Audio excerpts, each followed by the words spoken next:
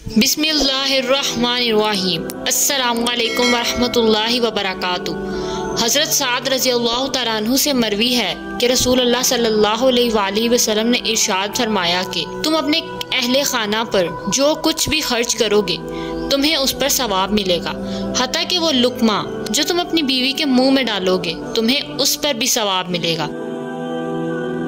हज़रत साद बिन अबी वक़ास रज़ियल्लाहु तआला अन्हु से मरवी है कि एक मरतबा मैंने बारगाहे रिसालत में अर्ज़ किया, या रसूल अल्लाह सल्लल्लाहु अलैहि वसल्लम, सबसे ज़्यादा सख्त मुसीबत किन लोगों पर आती है? फरमाया अंबिया कराम अलैहिस्सलाम पर, फिर सालिहीन पर, फिर दर्जा ब दर्जा आम लोगों पर।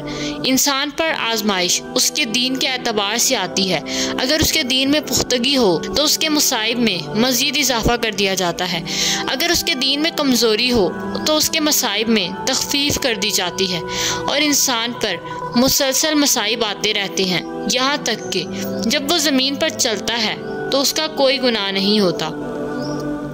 हज़रत साद बिन अबी वक़ास से रवायत है कि जनाब रसूल अल्लाह सल्लल्लाहु अलैहि वसल्लम ने इरशाद फरमाया, मैं मदीना मुनव्वरा के दो किनारों के दरमियान की जगह को हरम करार देता हूँ, इसलिए यहाँ का कोई दरख्त ना काटा जाए और ना ही यहाँ का जानवर शिकार किया जाए। और फरमाया कि लोगों के लिए मदीना ही सबसे बेहतर है, काश कि उन्हें इस पर यकीन भी हो। यहाँ से कोई शख्स भी अगर बेरगबती की वजह से चला जाए तो अल्लाह ताला उसकी जगह उससे बेहतर शख्स को वहाँ आबाद फरमा देगा।